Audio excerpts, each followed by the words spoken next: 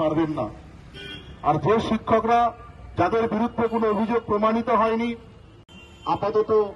31শে December পর্যন্ত সেই চোখের জলে আমাদেরও অন্তর এতটাই বেদনাহত হয় যে তাদের প্রতি সমবেদনা জানানোর দিদি কেউ ভাই বোন আমরা পারস্পরিক একটা পরিবারের মধ্যে যেভাবে একটা সম্পর্কের বন্ধনে আবদ্ধ হয়েছি, বেঞ্চ থেকে সুপ্রিম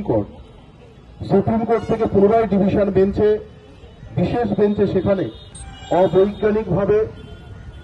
বাতিল করা হয়। যোগ্যতা মানের মধ্য দিয়ে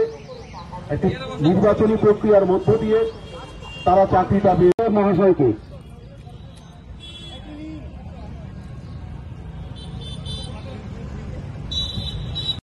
তারা বিভিন্নভাবে সংসার জীবনে পদার্পণ করেছেন, সন্তান রয়েছে তাদের, বিভিন্ন ব্যাংক লোন অ্যাপিল করলো। সেই অ্যাপিলের ফলে গতকাল যে নির্দেশ আবার প্রধান বিচারপতি দিলেন, বা এই সংসারের দায়িত্ব কর্তব্য পালনের পাশাপাশি আবার নতুন করে এই কয় মাস পড়া বিদ্যালয়ে যে আমরা যে পড়ার সংস্থা এতদিন একটা দুর্নীতির করেছিল, কিছু অংশের দুর্নীতি করেছিল। যোগ্য শিক্ষক অধিকার মঞ্চ অর্থাৎ 2016 প্যানেলভুক্ত যারা শিক্ষক ছিলেন এবং যারা যোগ্য,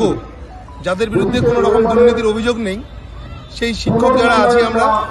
তাদের তরফ থেকে এখানে একটা গণস্বাক্ষর কর্মসূচি নেওয়া হচ্ছে এবং এই গণস্বাক্ষর সংগ্রহ করার পরে আমরা 22 তারিখ কলকাতার রাজভবন অভিযান করব এবং একটাই আমাদের উদ্দেশ্য যে আমরা যারা যোগ্য এবং পরীক্ষার মাধ্যমে চাকরি পেয়েছি তারা যেন সসম্মানে চাকরিটা আমরা করতে পারি এবং ফিরে পাই,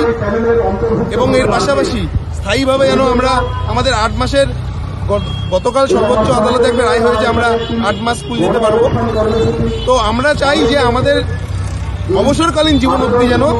আমরা সসম্মানে চাকরিটা স্থায়ীভাবে ফিরে পাই। এই জন্য আজকে আমরা রাস্তায় নেমেছি গণস্বাক্ষর কর্মসূচি এবং মানুষের স্বাক্ষর গ্রহণ করে আমরা আগামী দিনে 22শে এপ্রিল রাজ্যপালের কাছে আমরা রাজভবন অভিযান করব।